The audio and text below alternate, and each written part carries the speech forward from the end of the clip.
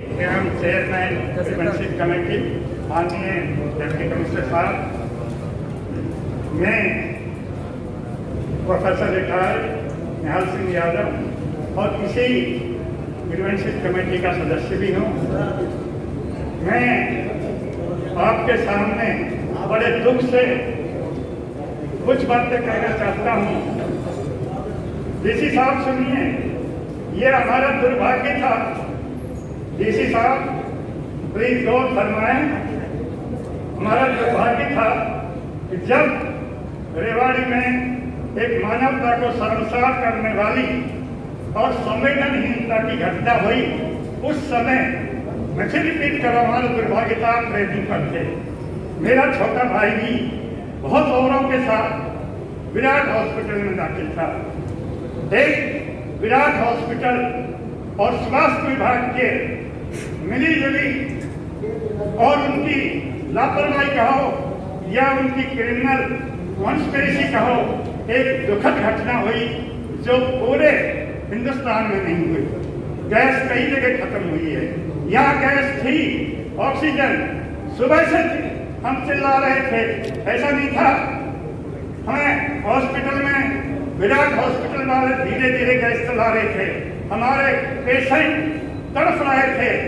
हमने I left no stone unturn कि किसी तरह से ऑक्सीजन मिले। ऑक्सीजन का भरा टेम्पो बावल के अग्रवाल गैस पर खड़ा है। पुलिस के माध्यम से स्वास्थ्य विभाग के किस अधिकारी ने रोक दिया, आने नहीं दिया। जो अग्रवाल का शोरूम है यहाँ कनार गेट पर, वो भी रो रहा है मेरे पास गैस के सिलेंडर है। पुलिस लगा दी, मुझे सिलेंडर नहीं दिए जा रहे। मैंने माननीय मंत्री मनोहर लाल जी के पीए से कहा, उसने कहा मेरा फोन नहीं उठा रहे यहाँ के सीएम। मैंने राविंद्रजीत सिंह के यहाँ कहा, उन्होंने उनके पीएस ने जितनी बार फोन किया, काफी देर तक उनका फोन नहीं उठाया गया।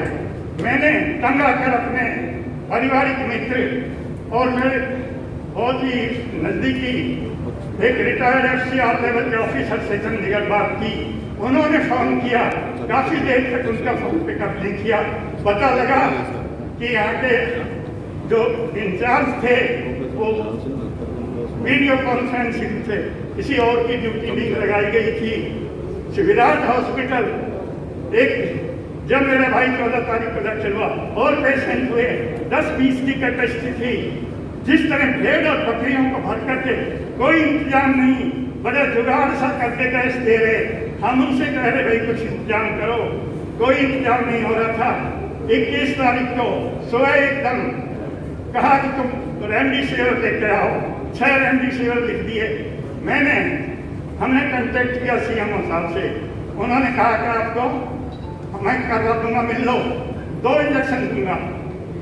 कहा control officer, drug control officer Gurgaon से। इस बीच में फिर विराट वाले ने कहा हो आएगा, मैं करूंगा इंतजाम। मुझे तो 30,000 रुपए में उस दिन 21 तारीख को 2 इंजेक्शन दिए। यहाँ ब्लैक मार्केट, ये भी नहीं मालूम कि वो असली थे या फेक थे। बाद में पता लगा कि उसी के बगल में मेडिकल स्टोर पर जो अखबार में पढ़ा है 200 इंजेक्शन नकली बेचे गए। हमने जी और जान से कोशिश की किसी तरह से, ऐसा नहीं। मैंने डीसी साहब का पता नहीं था, मेरे मिलने वालों ने साहब को फोन किया, इन्होंने बताया। उनसे रिक्वेस्ट की कि हमें तोसिलाजुमैब के 2 इंजेक्शन चाहिए। रेमडेसिविर का हमने ब्लैक से इधर उधर से 2 इंजेक्शन जरूर हमें ड्रग कंट्रोल ऑफिसर गुड़गांव ने 6 बजे दिए, जो सुबह से हमें नकली लग गए। साहब मसूरी थे, इन्होंने बताया एक अधिकारी के हमारे मित्र थे कि मैं मसूरी आया हूँ। इसलिए मैं बार बार कह रहा हूँ कि हमारा दुर्भाग्य था। फिर भी साहब ने कहा कि मैं कोशिश करूँगा कि वो मिले। रोहतक में मेडिकल कॉलेज भरा पड़ा था तोसिलाजुमैब का। साहब ने कोशिश की किसी तरह मिल जाए।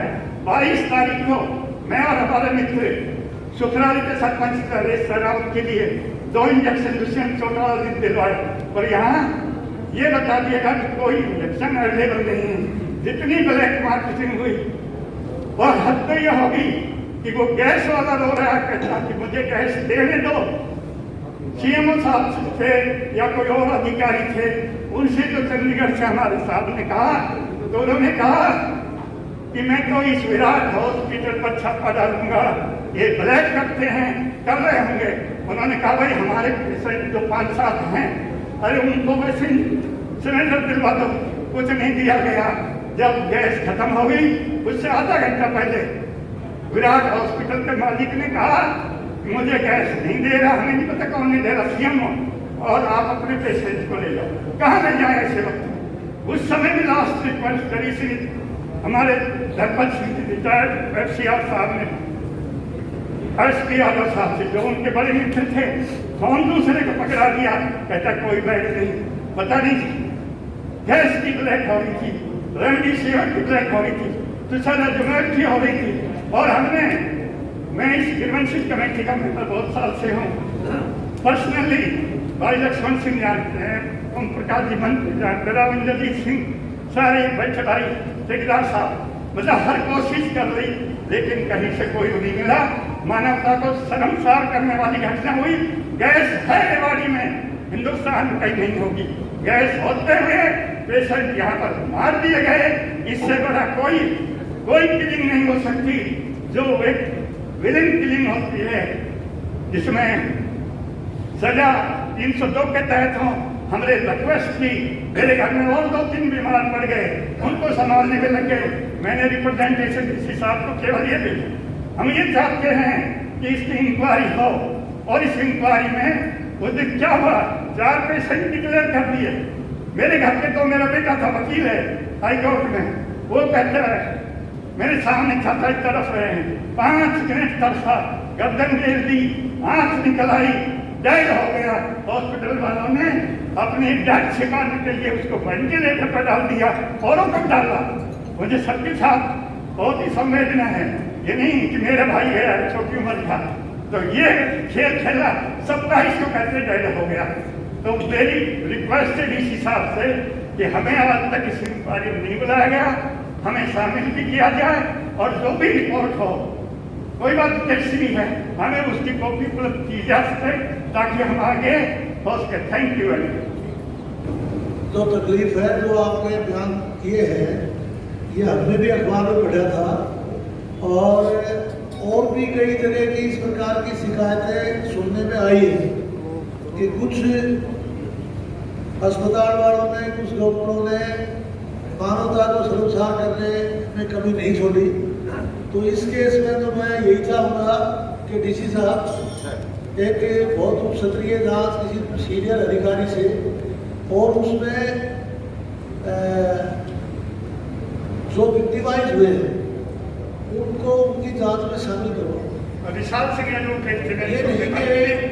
ये नहीं कि वो अधिकारी, जो जांच अधिकारी हो, तो कि वो अपने स्तर पर अपनी जांच करे, जो विक्टिमाइज परिवार है उनको शामिल करें।